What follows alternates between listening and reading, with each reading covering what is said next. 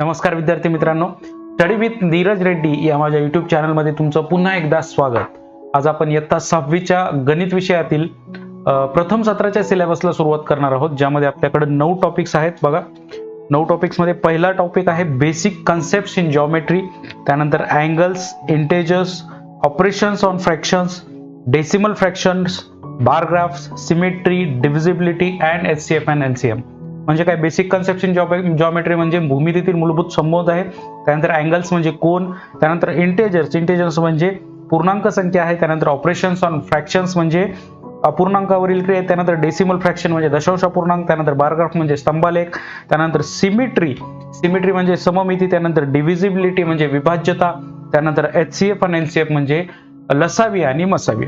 असे हे total 9 topics आहेत आणि हे 9 टॉपिक्स आपण 9 व्हिडिओच्या माध्यमातून आपण संपवणार आहोत. चला तर मग आपला पहिला टॉपिक सुरू करूया, बेसिक कन्सेप्ट्स इन जिओमेट्री. यामध्ये आपल्याला पॉइंट बघायचा आहे. पॉइंट, लाईन सेगमेंट म्हणजे रेषाखंड, लाईन म्हणजे रेषा, किरण म्हणजे रेज बघायचा आहे, त्यानंतर प्रतल म्हणजे प्लेन बघायचा आहे, आणि त्यानंतर पॅरलल लाईन्स आहेत. इत्यादी आपल्याला पॉइंट्स या चॅप्टर मध्ये आपल्याला पाहायचे आहेत. तर पहिला आहे पॉइंट्स म्हणजे काय? बिंदू. पहिला काय आहे? पॉइंट्स म्हणजे काय? बिंदू. तर बिंदू म्हणजे काय पहा. A point is shown by a tiny dot. एका टायनी डॉटच्या साहाय्याने आपण पॉइंट किंवा बिंदू दाखवू शकतो. We can use a pen or a sharp pencil to make the dot. Pen किंवा पेन्सिलच्या शार्प टोकाने आपण एक डॉट दाखवू शकतो. The dots in the rangoli are the symbol for the points. इथं वरती जी रांगोळी काढलेली दिसते बघा, या रांगोळी मधले जे डॉट्स आहेत हे काय? पॉइंट्सचा सिम्बॉल आहेत. A point can be given a name म्हणजे पॉइंटला आपण नाव सुद्धा देऊ शकतो.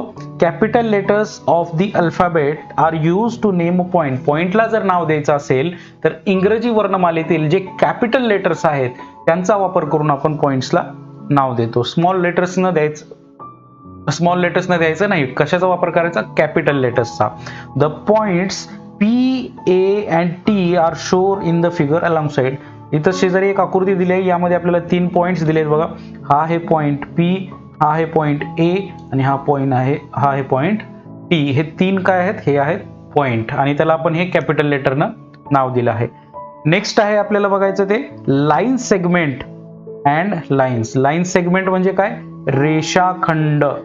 लाईन सेगमेंट म्हणजे काय? रेषाखंड. आणि लाईन म्हणजे काय? आणि रेषा. रेषाखंड आणि रेषा. आता बघा, take 2 points A and B on a sheet of a paper and join them using a ruler. काय म्हणतात बघा, 2 पॉइंट घ्या, A आणि B 2 पॉइंट घेतले आणि त्यांना रुलरच्या साहाय्याने आपण काय केलं? जॉईंट केलं. We get the straight line AB.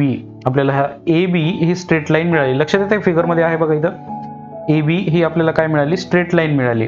Can we extend this line further on the side of point B on the side of point A and how far can we extend it? आता ही जी line आहे AB हे आपण इथं आकृती दाखवल्याप्रमाणे असं आपण extend करू शकतो का? एक्सटेंड करू शकतो का म्हणजे काय? आपण हे वाढवू शकतो का इकडे दोन्ही साईडला?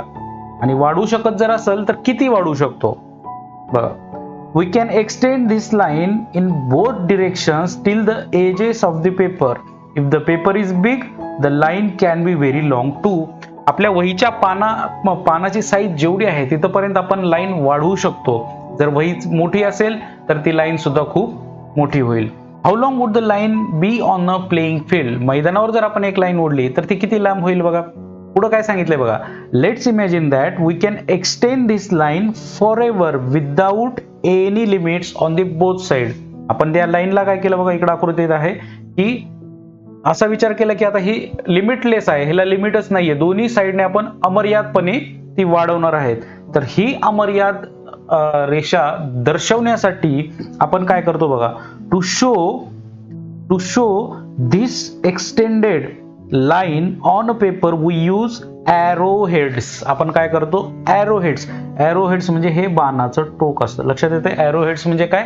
बाणाचं टोक. म्हणजे हे आपण इथं जे दाखवलेलं आहे इथं आकृतीमध्ये ए आणि बी हे जी लाईन आहे ही दोन्ही साइडनी अमर्याद एक्सटेंड होते, त्याला लिमिट नाही, दोन्ही साइडनी अमर्याद एक्सटेंड होते. तर त्यासाठी आपण काय दाखवतो, एरो हेड्सचा वापर करतो. कशाचा वापर करतो, एरो हेड्स, म्हणजे हे बाणाचं टोक. एखादी लाईन जर अमर्याद असेल तर ती दाखवण्यासाठी आपण हे बाणाचं टोक किंवा एरो हेड्स दाखवतो. In mathematics when we say line we mean straight line. आपण जेव्हा गणितामध्ये जेव्हा आपण लाईन हा शब्द वापरतो तेव्हा ती एक स्ट्रेट लाईन असते. लक्षात आलं, जेव्हा लाईन हा शब्द वापरतो तेव्हा काय होतं, ती एक स्ट्रेट लाईन असते. The first line that we drew was only from point A to point B. आपण पहिली जी लाईन काढली होती बघा कशी होती, ए पासून बी पर्यंत होती. पहिली जी लाईन होती ती कुठपासून होती, ए पासून बी पर्यंत होती. बरोबर, पहिली लाईन होती ए पासून फक्त बी पर्यंत होती. बरोबर, इट वॉज अ पीस और a segment of a longer line. आता ही जी आपली ए बी होती ही या किंवा इथं आपण दाखवूया ए आणि बी. तर ए बी जी आहे ह्या अमर्याद लाईनचा एक भाग आहे. लक्षात येते, ए बी जी काय होती ही ती अमर्याद जी ही दुसरी लाईन आपण एरो हेड्सने दाखवलेली आहे, म्हणजे लाईन तीच आहे, त्या लाईनचा एक भाग हा ए बी ने दर्शवला आहे. लक्षात येते, त्या लाईनचाच एक भाग हा ए बी ने दर्शवलेला आहे. पुढे बघा, a line segment has two end points showing its limits. Line segment म्हणजे रेषाखंड जे असतो तो रेषाखंडाला एंड पॉइंट असतात, म्हणजे काय, अंत्यबिंदू असतात. रेषाखंडाला अंत्यबिंदू असतात म्हणजेच त्यांना लिमिट असते. त्या दोन पॉइंटच्या मध्येच तो रेषाखंड असतो. लक्षात आलं. यामध्ये आता ए बी हा जर रेषाखंड जर झाला तर ए बी रेषाखंड हा एवढाच होऊन जाईल. लक्षात येते, ए पासून बी पर्यंत. नेक्स्ट बघा, they are called as end points, म्हणजे त्यांना काय म्हणायचं, ए आणि बी ला काय म्हणायचं, अंत्यबिंदू. We write line segment A B as seg A B in short. Line segment A B, आता हा जो पार्ट आहे याला आपण काय लिहितो, लाईन सेगमेंट ए बी किंवा त्याला मराठीमध्ये रेषाखंड ए बी असं म्हणतात.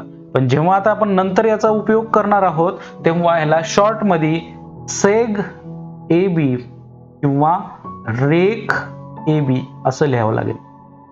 जेव्हा आपण शॉर्ट मध्ये यांना लिहितो तेव्हा काय लिहायचं, सेग ए बी किंवा रेख ए बी. लक्षात आलं, ते सेगमेंट आहे ते काय आहे, रेषाखंड आहे.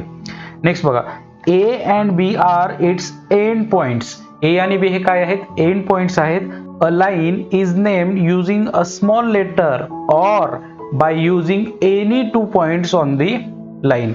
आता ही जी लाईन आहे बघा, ही जी लाईन आहे ही या स्मॉल लेटरनं दाखवू शकतो किंवा म्हणजे एकच स्मॉल लेटर दाखवा किंवा या लाईन वरील कोणतेही दोन पॉइंट त्यांच्या नावानं आपण दाखवू शकतो. म्हणजे या रेषेचं नाव काय होईल, लाईन एल और लाईन पी क्यू और लाईन QP.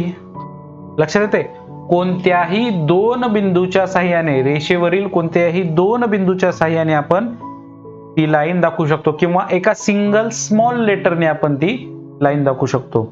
समजा इथं आहे दुसरा बिंदू आहे समजा ए, तर याला तुम्ही लाईन PA पण म्हणू शकता, लाईन AQ पण म्हणू शकता किंवा लाईन QA म्हणू शकता किंवा लाईन AP असंही म्हणू शकता. कोणत्याही दोन बिंदूंच्या साहाय्याने आपण त्या लाईनचं नाव दर्शवू शकतो. पण जेव्हा ती लाईन असते तेव्हा ती पूर्ण लाईन पकडली जाते. जेव्हा मग तुम्ही सेग PA जर म्हणणार असाल, सेग PA, तर मग हे इथपर्यंतच होऊन जाईल. सेग म्हणजे काय असतो, तो रेषाखंड होऊन जाईल आणि तो P आणि A ह्या दोन बिंदूंच्या आतच मर्यादित राहील. लक्षात आलं. लाईन सेगमेंट आणि लाईन जी असते ती लाईन अमर्याद असते, लाईनला लिमिट नसतं, त्याला आपण एरो हेड्स करून दाखवतो. आणि सेगमेंट जे असते, लाईन सेगमेंट जे असते ते त्याला लिमिट्स असतात आणि त्यातला दोन एंड पॉइंट्स असतात. त्या दोन एंड पॉइंट्सच्या मध्येच ती सेगमेंट असते. लक्षात आलं, line and line segment. Next point आहे आपला रेज. नेक्स्ट पॉइंट काय आपला, रेज. रेज काय असतो बघा, look at the pictures, what do you see. Rays starting from the sun go forward in the all the directions. Light rays from the torch also start from a point and go forward continuously in one direction. बघा, म्हणजे सूर्याचे जे किरणे आहेत हे इथपासून start होतात आणि सगळीकडे पसरल्या जातात. तसंच बॅटरी जी असते आपली, बॅटरीचं सुद्धा तसंच आहे, एका पॉइंट पासून सुरुवात होतात आणि एका डिरेक्शन मध्ये ते जात असतात. लक्षात आलं? हे आपल्याला आकृतीतून दिसलं. आता बघा पुढे काय, a ray is a part of a line. Ray काय असतो? लाईनचाच पार्ट असतो. लाईन म्हणजे काय? दोन्ही बाजूंना आपण एरो हेड्स काढलेले असतात, ती line. It starts at one point and goes forward continuously in the same direction. The starting point of the ray is called its origin. Here P is the origin and arrowhead is drawn to show that the ray is infinite in the direction of Q. The figure can be read as ray PQ. बघा, यामध्ये काय असतं, आपली line जी असते ती line दोन्ही साईडला वाढते, बरोबर. रे काय असतो? रे साठी एक पॉइंट जो असतो तो असतो ओरिजिन असतो. हे काय झालं? ओरिजिन. ओरिजिन म्हणजे काय? आरंभ बिंदू. म्हणजे एका ठिकाणाहून सुरुवात होते आणि दुसऱ्या ठिकाणी काय, त्याला एक एरो हेड दाखवलेला असतो. एका दुसऱ्या दिशेला काय असतो? एरो हेड असतो आणि तिथे एक पॉइंट दिलेला असतो पी. म्हणजे पी पासून सुरुवात झाला आणि क्यू कडे गेला, असा तो काय झाला? किरण. किरण काय झाला? किरण. आणि त्याला इंग्लिश मध्ये काय म्हणायचं? रे. इंग्लिश मध्ये काय म्हणायचं त्याला? रे असं म्हणायचं. म्हणजे सुरुवात जिथून होते तिथून त्याचं नाम सुद्धा देताना कसं असतं? रे पी क्यू. त्याचं नाव काय? रे पी क्यू किंवा किरण पी क्यू. लक्षात आलं? सुरुवात ही आरंभ बिंदू पासून आहे म्हणून तिथून आपल्याला नाव देताना सुरुवात करत नाव सुद्धा तसंच द्यावं लागेल, किरण पी क्यू. याला किरण क्यूपी असं म्हणता येणार नाही. लक्षात ठेवा, किरणचं नाव देताना किंवा रेचं नाव देताना ओरिजिन पासून किंवा आरंभ बिंदू पासून नाव द्यायची सुरुवात करायची. म्हणजे किरण पी क्यू. हा जर किरण असेल, आता समजा आहे इथं एक्स आणि इथं आहे वाय, तर याचं नाव आहे ray X Y, not ray Y X. लक्षात आलं? कारण सुरुवात कुठून आहे? सुरुवात एक्स या ओरिजिन पासून आहे म्हणून याचं नाव कसं देणार? किरण एक्स वाय. समजा अजून एक किरण असेल,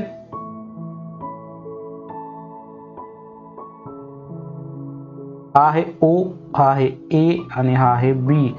एकाच बिंदूमधून दोन किरण निघालेत, तर हा आहे किरण ओ ए आणि हा आहे किरण ओ बी. लक्षात आलं? किरणचं नाव कसं द्यायचं? सुरुवात जी आहे ती आरंभ बिंदू पासून आहे, एका बिंदूमधून त्याची सुरुवात होते, त्याला काय म्हणतो आपण? ओरिजिन. ओरिजिन पासूनच नाव द्यायला सुरुवात करायची.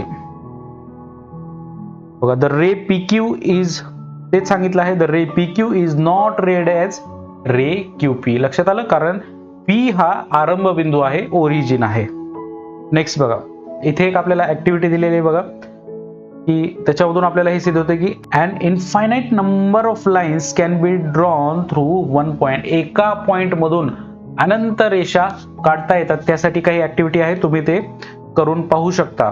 When to or more lines passes through the same point, when to or more lines passes through the same point they are called as concurrent lines. बघा, एकच बिंदू, एक बिंदू आहे, या बिंदूमधून जर दोन पेक्षा अधिक रेषा जात असतील, या एकाच बिंदूमधून दोन पेक्षा अधिक रेषा जात असतील, तर या सर्व रेषांना आपण काय म्हणतो? एक संपाती रेषा. एक संपाती रेषा म्हणजेच काय? Concurrent lines. Concurrent lines. एक संपाती रेषा. एकाच बिंदूतून दोन किंवा दोन पेक्षा अधिक रेषा जात असतील तर त्यांना काय म्हणतो आपण? एक संपाती रेषा म्हणजेच काय? Concurrent lines.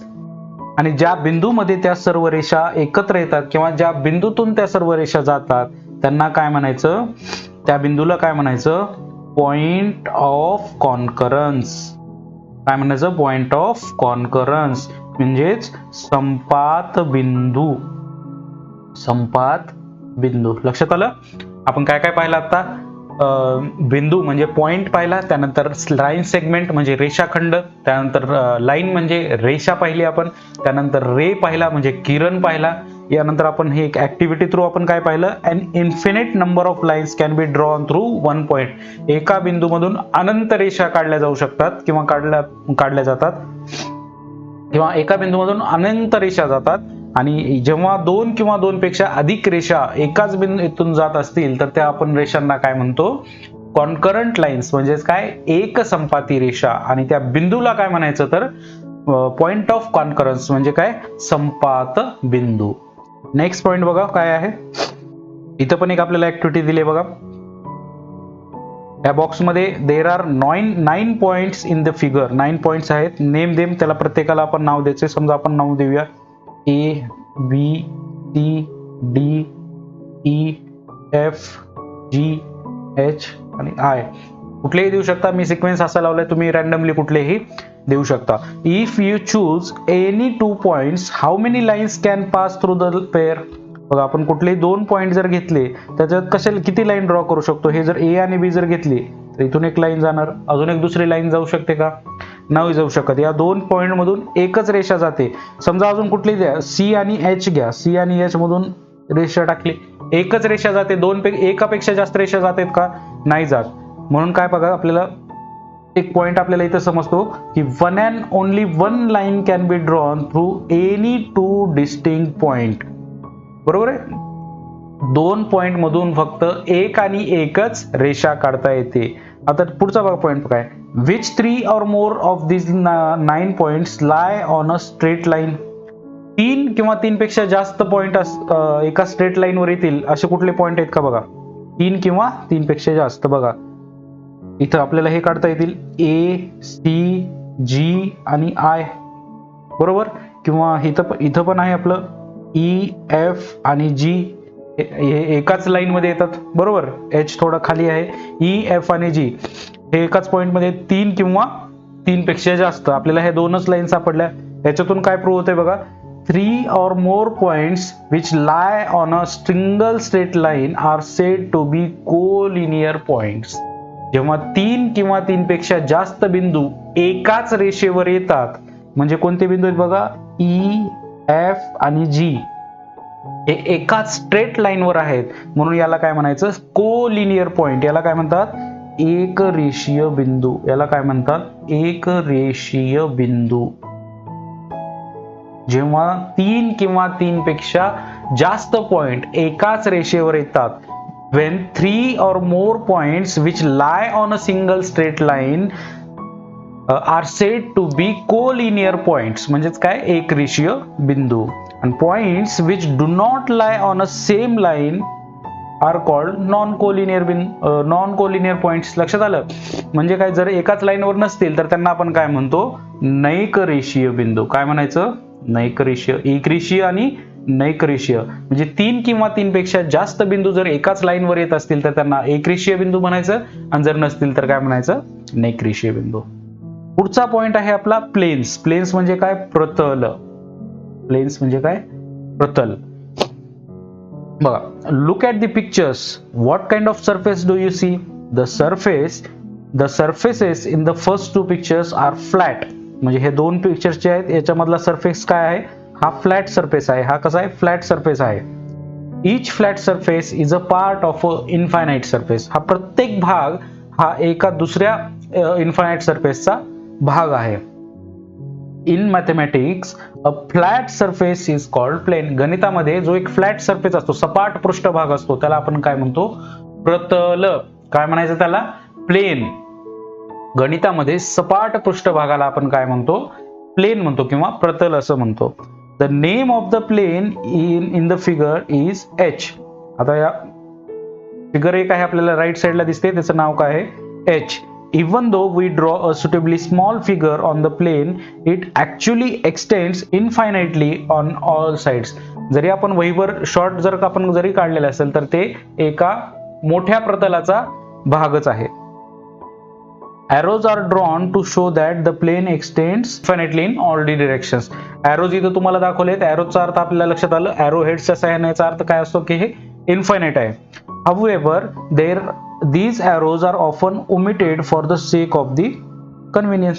आणि आपल्या कन्व्हिनियन्स साठी फक्त आपण हे arrows इथं दाखवत नाहीत.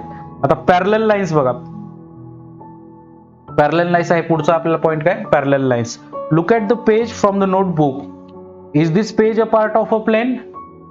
If we extend the lines that run sideways on the paper, will they meet each other somewhere? बघा वहीचे पानाचा इथं आपल्याला एक फोटो दाखवला आहे. या एका प्लेनचा भाग आहेत आणि या प्लेनवर या लाईन्स दिलेल्या आहेत. आता या लाईन्स आपण कितीही वाढवल्या तरी त्या एकमेकांना टच होणार आहेत का, होतील का सांगा. हे काय ह्या कशा लाईन आहेत मग, ह्या पॅरलल लाईन्स आहेत. बघा कसं, lines which lie in the same plane but do not intersect. Lines which lie on a same plane but do not intersect are said to be parallel to each other.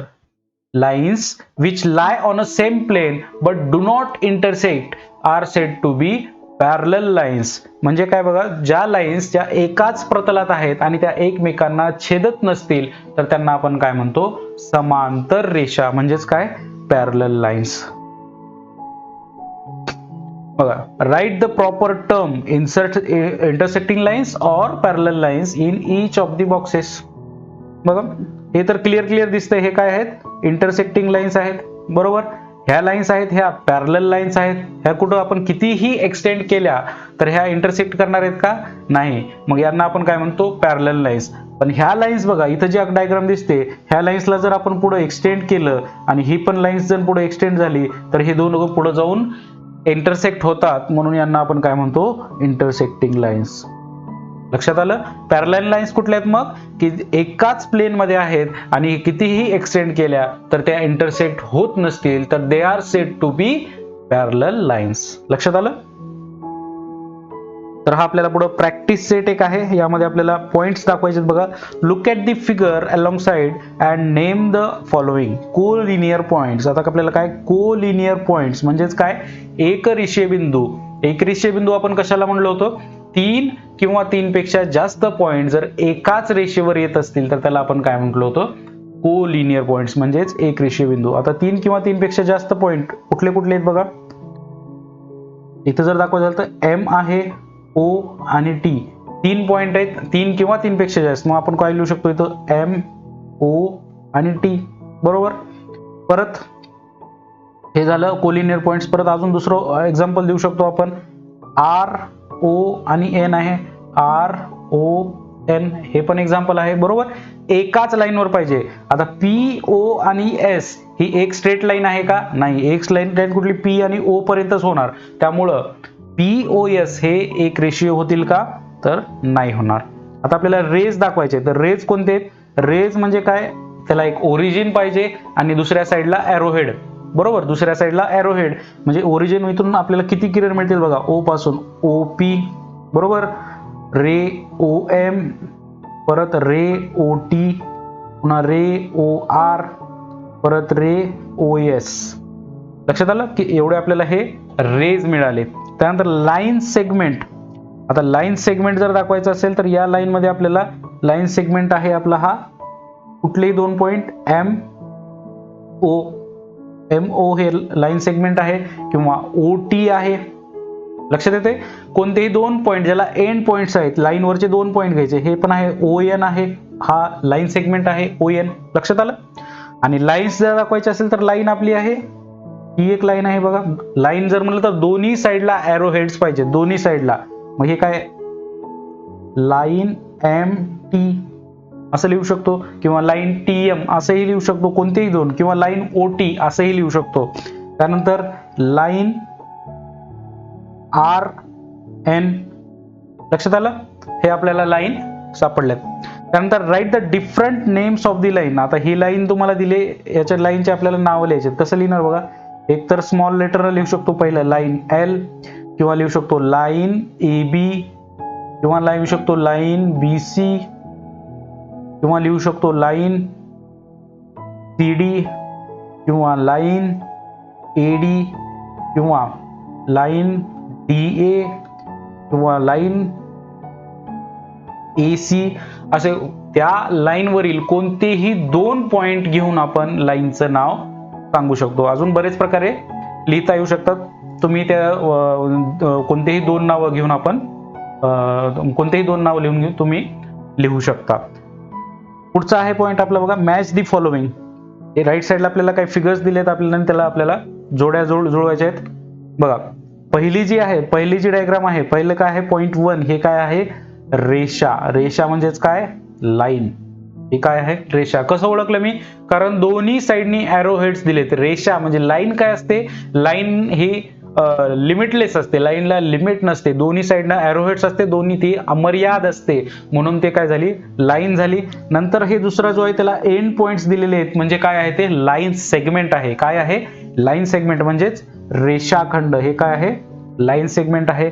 हे जो part आहे आपल्याला तो काय आहे plain surface दिलेला आहे. Plain surface म्हणजे काय सपाट पृष्ठभाग, तर तो काय झाला हा प्रतल झाला, म्हणजे काय झाला प्लेन. लक्षात आलं. आणि त्यानंतर हे आपल्याला रे दिलेला आहे, एक इथं आरंभ बिंदू आहे आणि दुसरा एक इथे एक बिंदू आहे आणि एका साईडने काय आहे एरो आहे. लक्षात आलं.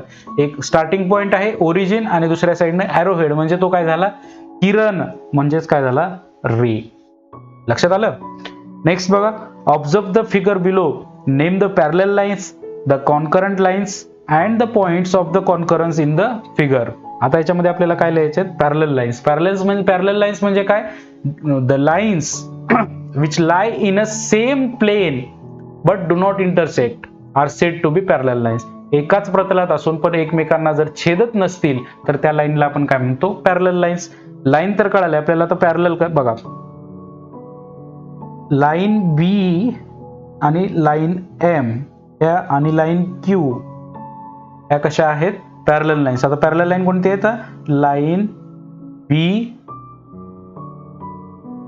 Line M and line Q, ह्या काय आहेत पॅरलल लाईन्स आहेत. बरोबर.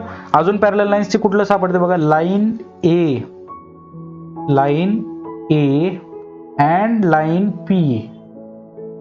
कुठले आहेत बघा, line A and line P, या कशा आहेत पॅरलल लाईन्स आहेत. नेक्स्ट बघा, अजून कुठले सापडते का जोडी, नाहीये, पॅरलल लाईन्स नाही माहित. आता पुढचं काय, the concurrent lines. Concurrent lines कोणत्या कोणत्या आहेत बघा. कॉन्करंट लाईन्स म्हणजे काय, कॉन्करंट लाईन्स म्हणजे काय, दोन किंवा दोनपेक्षा अधिक रेषा जर एकाच बिंदूतून जात असतील, दोन किंवा दोनपेक्षा अधिक रेषा म्हणजे बघा एकाच बिंदूतून जात असतील तर, म्हणजे आता समजा हा बिंदू आहे ए बिंदूतून जाणाऱ्या कोणत्या आहेत, line A, line B, line C, ह्या पॉइंट ए मधून जातात, म्हणून ह्या लाईन काय आहेत कॉन्करंट लाईन आहेत. काय आहेत कॉन्करंट लाईन, म्हणजेच काय एक संपाती रेषा. ह्या लाईन्स कशा आहेत एक संपाती रेषा, आणि यांचा पॉइंट ऑफ कॉन्करन्स म्हणजे संपात बिंदू काय आहे ए आहे. तसंच